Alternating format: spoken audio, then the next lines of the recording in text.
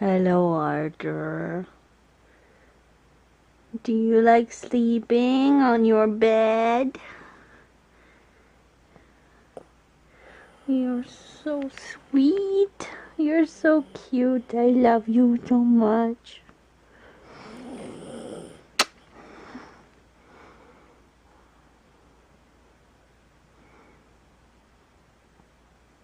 Oh, you're so adorable, Arthur. I love you.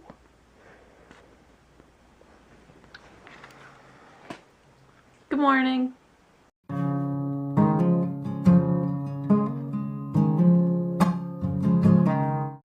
Arthur and I have actually been awake for a little bit, but we were cat napping outside, or dog napping, because, although you sometimes act like all sorts of other creatures, your main one is dog, so we can call you a dog. Yeah? And I would have filmed out there, but my neighbors were blasting music everywhere. They're just throwing it around. No, it was just really loud outside because of the music my neighbors were playing, and it just didn't want to film having music in the background. So, came inside. And yes, I finished my book. Yay! It's interesting. It's one of those books that's part of a series that, like, does not stand on its own, like, at all. I suppose it does, because, like, it has an ending, and it's all like, duh, yay, everything's fine, but it also has an epilogue that is totally a part of the book, that's, like, lets you know what's, a little bit of what's going to happen next, and then this book also contains the first 2 chapters of the next one. So it's kind of like, oh no, I really need to read the next one right now, but I have to wait for the library to give me a copy. But I can give the library back this copy and somebody else can have it, because I guess normal people will take a little bit longer of a time, so they'll get this book and they'll wait and read it, and then by the time they maybe get the next book, they'll be done. It'll be a little bit more balanced. Instead of me, as soon as I get the book, I'm going to finish it and read it.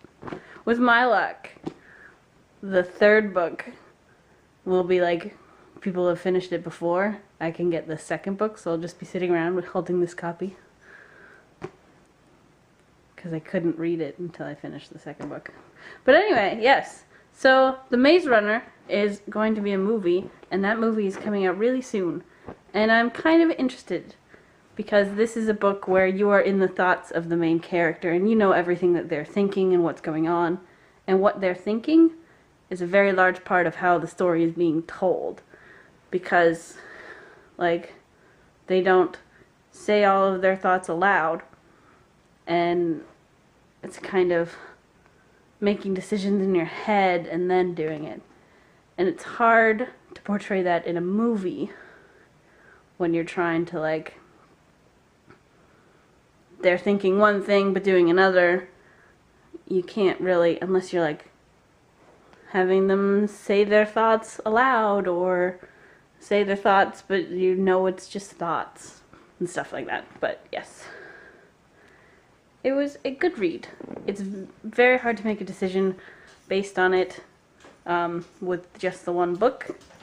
It's one, like I said, it's very connected to all the other ones, because this book answers a tiny fraction of the questions that they brought up, and then in the next book they're going to answer a tiny bit more of the questions that everything else brought up, but the next book is also going to contain a shit ton more questions that we need answers to.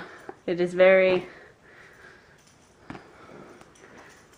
doesn't give you any of the answers, which is good. It's because you're in the mind of the one character. They don't know what's going on. You don't know anything that's going on, and it's just like confusion. But yeah, I liked it. I don't know what's gonna happen. It's pretty unpredictable of what they're going to do. So, yes. If you like books that give you a lot of questions, I would recommend it. I've read it now, and I'm interested to see how the movie takes it, because I really want to see some of the things that's described in the book and see how it's like shown on screen.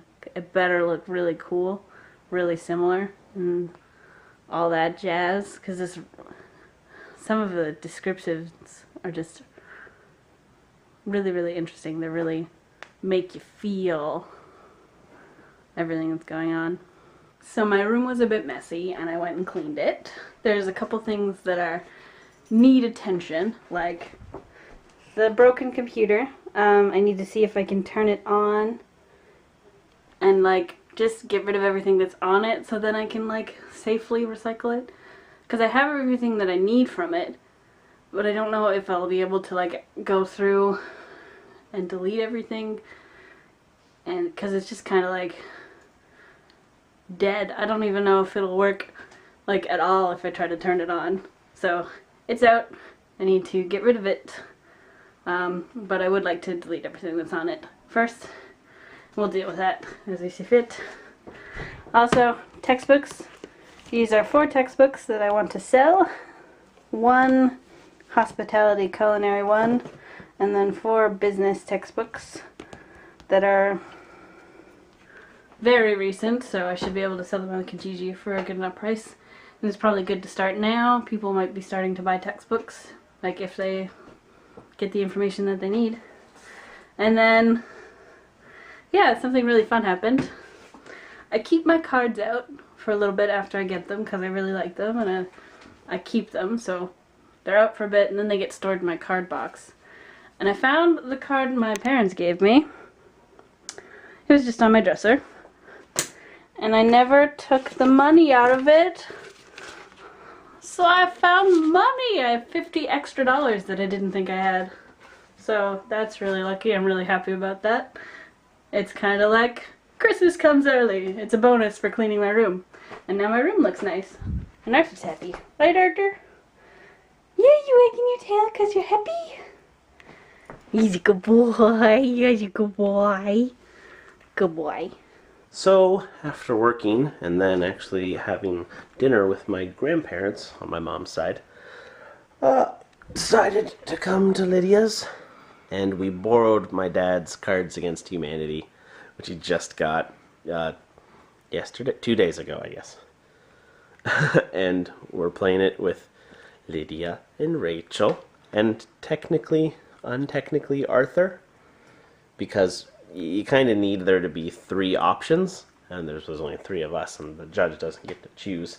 So what we do is, so for instance, I'm the judge for this time, then Lydia puts in her cards, Rachel puts in her cards, and then they grab from just the pile, and we're just saying that that's Arthur's choice. So yeah, we're playing Cards Against Humanity, and I am the judge, and I got the Make a Haiku card. So let's see what we got to work with. It's fun because Sean reads them really dramatically. I try to. Well, that's kind of the point. It's got to be poetic. And I am very poetic. Alright. 8 ounces of sweet Mexican black tar heroin. Stephen Hawking talking dirty. A man on the brink of orgasm. Arthur. Nazis. Pooping back and forth forever. An endless stream of diarrhea.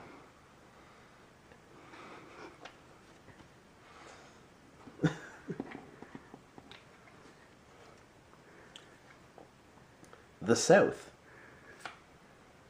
Actually getting shot, for real. Muhammad. Praise be unto him. Wow. Good going, guys. Jeez. There's that, like, perfect degree of, like, oh, that's kind of cool, and then, like, that's really inappropriate. Jeez. Holy crap. I love this game. It's so good. Ooh. Yeah, if you've never played Cards Against Humanity, it's awesome because it can be very dirty at times, or just like inappropriate and stuff. Anyways, I need to choose a winner. I think I'm gonna go with the South.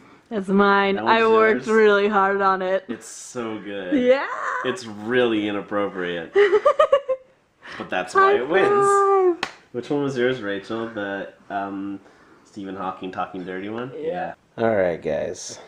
After like 2 hours of Cards Against Humanity, it's time to go to sleep.